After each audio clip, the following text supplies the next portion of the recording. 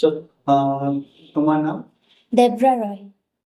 আচ্ছা, আমার মডেলিং জার্নিটা আমি ছোটোবেলা থেকে করতে চাইছিলাম মডেলিং, বাট আমার কোনো নলেজ ছিল না how to become a model. So তখন বড় হয়ে গেছিলাম, তখন আমি রিসার্চ করেছি যে মডেল হওয়ার জন্য কলকাতাতে you have to join an agency. So আমি সার্চ করেছি, আর আমার বাড়ির পাশে লেক টাউনে একটা এজেন্সি আছে। সো আই কল দেম, ওখানে কল করে বলেছি। সো ওরা বলেছে ওদের কোর্স থাকে, সো 1.5 ইয়ার্স কোর্স। সো আমি এখনও স্টুডেন্ট ওখানে। সো এখনও এভরি সানডে আমি মডেলিং শিখতে যাই। তো ওখানে চার্জ কত নেয়, মানে যে বললে 1.5 বছর যে চার্জেস আছে চার্জ? সো ফুল কোর্স হচ্ছে 75,000, বাট মান্থলি হচ্ছে 20,000। সো তুমি প্যাক লাইক 2 মান্থসও নিতে পারো, 5 মান্থসও নিতে পারো, ওরকম করে। তো এখন যারা অনেকেই আছে ইন্ডাস্ট্রিতে আসছে, এই যে তুমি যেমন বলে এটা তুমি একাডেমিতে জয়েন করেছো, অনেকেই আছে বিভিন্ন শ্যুট করে নিজেদেরকে মডেল হিসেবে প্রমাণিত করতে চায়। তো তুমি সেটা কি বলবে, পুঁথিগত এবং প্রথাগত যে বিদ্যা থাকে, এই একাডেমিক্যাল একটা কোর্স করা কি উচিত প্রত্যেকটা মডেলের? আমার তো মনে হয় হ্যাঁ, but it depends. Because modelling যদি কোর্স করলে they will teach you how to pose, how to walk. এখন ক্যামেরার সামনে যদি if I am not aware, তাহলে আমি কি করে কথা বলবো, কেমনভাবে পোজ দেবো, তাহলে ক্যামেরা অকওয়ার্ডনেসটা হয়ে যাবে। বাট এজেন্সি যদি থ্রু গেলে, তাহলে ওরা সব ভালোভাবে শিখিয়ে দেয়।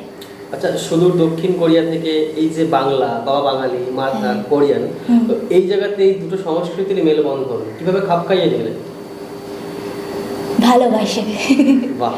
হ্যাঁ, তো এইভাবেই কি জার্নিটা শুরু? জার্নিটা তো আমার বাবার মা খুব সাপোর্টিভ, লাইক আমার whole family is only supportive. তো তখন আমি মাকে তখন বলেছি, তখন মা বলেছে করো। ওটা পর আমার দিদিরাও আমাকে ফাইন্যান্সিয়ালি সাপোর্ট করেছে ফর দিস জার্নি। ধরুন যারা নবাগত, নতুন যারা ইন্ডাস্ট্রিতে আসছে, মডেলিং হবে বা ইন ফিউচারে যারা সেলিব্রিটি চাই, মানে মোটামুটি, তো তাদের উদ্দেশ্যে তোমার কি মেসেজ থাকবে? আমার মেসেজ থাকবে কোনোদের don't give up on your dreams. সেটা আপনি করতে চাও, ওটা মন দিয়ে আর খুব ভালোবেসে ট্রাই করতে হবে। If you try, then you will fail if you try, but you should still try. যদি ধরুন আমরা মডেলিং ইন্ডাস্ট্রি তোমাকে না দেখতাম, ধর তুমি না আসতে, তাহলে কোন ইন্ডাস্ট্রি তুমি যেতে? আমার তো অনেক ইচ্ছা, অনেক জিনিসই ইচ্ছা। সো আমি আগে জুয়েলারিও বানাতাম, কোরিয়ান ফুডও সেল করতাম। ওটা পরে আমি মাস্টার্স ইন সাইকোলজিও করেছি। আমার modelling is short career. So আমি লং রানে আমি সাইকোলজিস্টই হতে চাই। এখন মানে ইন ফিউচারে কি মডেলিং ছাড়াও সাইকোলজিস্টটা পাশে? হ্যাঁ হ্যাঁ হ্যাঁ।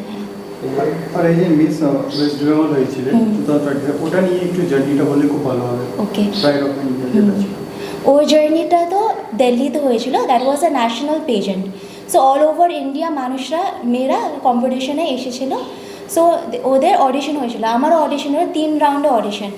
বাট একটা হচ্ছে ইন্ট্রোডাকশন রাউন্ড, একটা হচ্ছে ট্যালেন্ট রাউন্ড। সো আমি কন্টেম্পোরারি ডান্সার, সো আমি নাচ করেছিলাম। আর ওটা পরে নিজের স্টেট ব্যাপারে বলতে, সো ওয়েস্ট বেঙ্গল ব্যাপারে কী স্পেশালিটি আছে, ওরকম 3টে ইন্টারভিউ রাউন্ড করে out of whole of West Bengal I was selected as the winner. ওখানে তো অনেক পলিটিক্সও চলে কি ভেতরে, চার্জেস অ্যান্ড অল নিয়ে। হ্যাঁ। ওটা কি একটু খুলে বললে ভালো হবে। পেজেন্ট্রি চিপ হয় না, পেজেন্ট্রিতে চার্জ নেওয়া হয়, বিকজ ওরাও গ্রুমিং করে দেয়। সো তখন ফার্স্টে হচ্ছে রেজিস্ট্রেশন ফিজ। রেজিস্ট্রেশন ফিজের পরে, রেজিস্ট্রেশন ফিজেই এভরি গার্লগুলো রেজিস্টার করে। So all over India. তো ওখানে সিলেক্ট হবে নাকি না জানি না। সিলেক্ট হওয়ার পরে আবার 5,000 দিতে হয়। আচ্ছা, ওটা কেন? ওটা হচ্ছে গ্রুমিংয়ের জন্য। ওখানে ওরাও অনলাইনে গ্রুমিং করে দেয়, কীরমভাবে কথা বলতে হয়, কীরমভাবে ওয়াক করতে হয়, কী কী নেসেসারি পেজেন্ট্রিদের জন্য। ওটা পরে আবার তখন আপনি দিল্লিতে যাবেন, যারা দিল্লিতে আবার ন্যাশনাল লেভেলে যারা সিলেক্ট হয়েছে টু রিপ্রেজেন্ট ইউর স্টেট, ওখানে হোটেলে থাকার জন্যও পয়সা লাগে। ওটা মিস ইন্ডিয়ার জন্য তো? হ্যাঁ হ্যাঁ ওটা যেটাতে শুনলাম থার্ড হয়েছিল।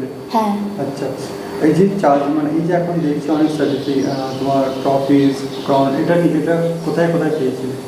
এগুলো সব দিল্লিতেই পেয়েছিলাম। সো দিল্লিতে 4 ডে ইভেন্ট ছিল, 4 দিনে ইভেন্ট। ওকে, তুমি দক্ষিণ কোরিয়া এবং ইন্ডিয়া দুটো কান্ট্রির মধ্যে ফ্যাশন ইন্ডাস্ট্রির অনেক ডিফারেন্স আছে। হ্যাঁ। তোমার কি মনে হয় এখনো ভারতীয় ফ্যাশন ইন্ডাস্ট্রির মধ্যে কি বদল আনা উচিত? আমার তো ইন্ডো ওয়েস্টার্ন পছন্দ। সো ভারতের ফ্যাশনের মতন ইউনিক হয়, কোরিয়ান ফ্যাশনের মতন ইউনিক হয়। বাট আমার ইন্দো ওয়েস্টার্ন আরও পছন্দ। হ্যাঁ। এই যে এখন কলকাতায় মানে মডেলিং ইন্ডাস্ট্রি, কলকাতা তো সবাই মডেল, আজকাল, তো যারা নতুন আসছে মানে নিজেকে ভালো দেখলেই মানে ওরা বলে আমরা মডেল, ওদেরকে কি বলতে চাইবে? See, modeling is a trained profession. So it is a profession. So ওরা মেবি ইনফ্লুয়েন্সার হতে পারে but not a model. We see that ramp ওয়াকেও ফিল্ম স্টার্সদেরকে ডাকা হয়, but you will see the difference. একটা ফিল্ম স্টার তখন হাঁটে আর একটা প্রফেশনাল মডেল তখন হাঁটে। প্রফেশনাল মডেল ও হাঁটার জন্য আমার 1 বছর লেগে গেছে, ও হাঁটাটা শিখারবার জন্য। আচ্ছা, এই যে জার্নিটা মানে 1-1.5 বছরের মধ্যে কি ভালো খারাপ কি দেখেছো ইন্ডাস্ট্রিতে? স্পেশালি আমরা সবাই ভালোই বলি, বাট খারাপ তো কিছু হয়েছে, ওটা জানতে চাই। খারাপ মতে লাইক আমি আগেও ইন্টারভিউতে বলেছিলাম, weight you can manage but height তো ম্যানেজ হওয়া যায় না। বাট এখনও দে প্রিফার টলার গার্লস, ওটাও আছে। অ্যান্ড কমপ্লেকশন নিয়ে লাইক সাদা কালো এখনও ইন্ডিয়াতে হয়, which is not very fair because every colour should be appreciated because every colour is beautiful. আচ্ছা, তাহলে আপকামিং কি প্ল্যান্স থাকছে?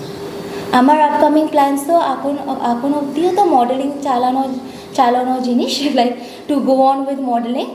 আর ওটা পরে if I get offers in মুভিজও তাও ভালো হয়। অ্যান্ড অ্যাড কোথাও কি সোশ্যাল মিডিয়ার এই ট্রেন্ডিং এর যুগে এফিশিয়েন্ট, প্রত্যেকটা প্রফেশনের এফিশিয়েন্ট মানুষটা কি তাদের নিজের জায়গা থেকে হারিয়ে যাচ্ছে? আপনার কি মনে হয়? যেমন মডেলিং ইন্ডাস্ট্রি করুন, সবাই ওই যেমন বললো সবাই তো মডেল, এটা একটা সোশ্যাল মিডিয়া ট্রেন্ডিং এর যুগে আমরা দেখছি। তো কোথাও কি মনে হচ্ছে যারা এফিশিয়েন্ট, যারা এই সমস্ত একাডেমিক্যাল কোর্সগুলো করে করছে, তারা কি সেই জায়গা থেকে একটু অন্যরকম পিছপা হয়ে যাচ্ছে? হ্যাঁ, এটা মনে হচ্ছে। আচ্ছা, এই যে আমরা ইন্ডাস্ট্রিতে মডেলিং ইন্ডাস্ট্রি একটা জিনিস ইউজ করে সিপি মানে কম্প্রোমাইজ, কত বছর মানে 1.5 বছরের মধ্যে তো অনেক কিছু কাজ করেছো, এমন কেন হয়েছে কখনো গিয়ে সিপির জন্য অ্যাপ্রোচ করেছে? কম্প্রোমাইজ। হ্যাঁ, আজকাল মডেলিং ইন্ডাস্ট্রি এই জিনিসটা খুব ইজি হয়ে গেছে, কাজ না পেলে তোমাকে টাকা দিতে হয়, নাহলে তোমাকে কম্প্রোমাইজ করতে হবে, এমনি কিছু হয়েছে? না, আমি তো কম্প্রোমাইজ করি না, I am very strong in my values. আচ্ছা, তো এখন এই যে 1.5 বছরের মধ্যে কাজ করলে কোনো অ্যাডস বা এমনি কিছু কাজ করেছো?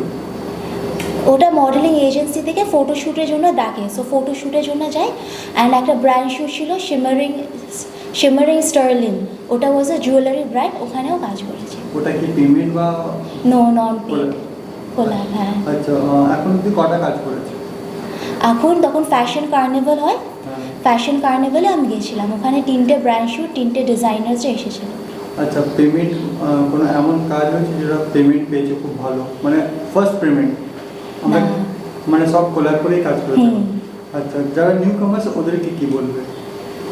মডেলিং এটা চলে নন পেড, বাট আফটার তখন কোর্স শেষ হয়ে যাবে, আর তখন when you reach a level তখন পেমেন্ট ইজ নেসেসারি, সবসময় কম্প্রোমাইজ করলে হবে না। আচ্ছা, ধরুন নতুন যারা ইন্ডাস্ট্রিতে আসছে, সবাই তো আর আর্থিক দিক থেকে সচ্ছল না, পয়সা অর্থের দিক থেকে, তো তাদেরকেও তো সার্ভাইভ করার জন্য একটা মানির দরকার। তারা ওই মানে কোয়ালিটি থাকলেও পিছিয়ে যায় আর্থিকের জন্য। তো এরকম কিছু মডেলিং ইন্ডাস্ট্রিতে ভাবা দরকার যে সেই সমস্ত জেনারেশন কিংবা সেই সমস্ত মানুষদেরকে তুলে যদি একটু ফোকাসে আনে, আপনার কি মনে হয়? হ্যাঁ, ওটা তো নিশ্চয়ই দরকার। দ্যাটস ওয়াই অনেক হার্ড ওয়ার্ক করতে হবে, টিউশনও দিতে হবে, পার্ট টাইম জব লাগে মডেলিংয়ে before you become a supermodel. এই মডেলিং ইন্ডাস্ট্রিতে মেন কী দরকার? আজকাল আমরা সবাই দেখি কি প্লাস সাইজ মডেলরা ভালো কাজ করছে, বাট ওরা হেলথের জন্য ইয়া বডি স্লিমের জন্য কাজ দিচ্ছে না, ওটা নিয়ে কি বলবে? See, everybody is beautiful, and body comes in all forms. Okay, and body shape এ নিয়ে we should not say, because মানুষরা মনে করে খালি খেলেই খালি মোটা হয়, বড় ওরকম হয় না। মেডিকেশনের জন্য মোটা হতে পারে, আর অন্য কারো মেডিকেল রিজনসের জন্য মোটা হতে পারে। So we should be very sensitive. আচ্ছা, তুমি তো ইন্ডিয়ার হয়ে মানে মডেলিং করলে, বাট এবার যদি ইন্ডিয়ার বাইরে যদি বলি তো কোনো কাজ করেছো এখন অব্দি? ইন্ডিয়া বাইরে না। তোমার নাম? দেবরা রয়। মডেলস যারা নিউ কামার্স, এটা তো আমরা কোশ্চেন করে নিলাম, যারা নিউ কামার্স ওদেরকে একটা ওয়ার্ড বলো যেটা সবে মোটিভেট হবে। ওকে, তাহলে মোটিভেট করার জন্য দে উইল বি ডেজ, দিন থাকবে তখন you will not love yourself, but loving yourself সবচেয়ে গুরুত্ব ব্যাপার। নিজেকে ভালোবাসতে সবচেয়ে হচ্ছে ইম্পর্টেন্ট। একটা অন্য কান্ট্রি দেশ থেকে, দক্ষিণ কোরিয়া থেকে এই ইন্ডিয়াতে এসে কতটা প্রাউড ফিল হয়? Very proud. আমি তো বলি আমি বাঙালি, বাবা বাঙালি বলে। বাহ, thank you so much. Thank you.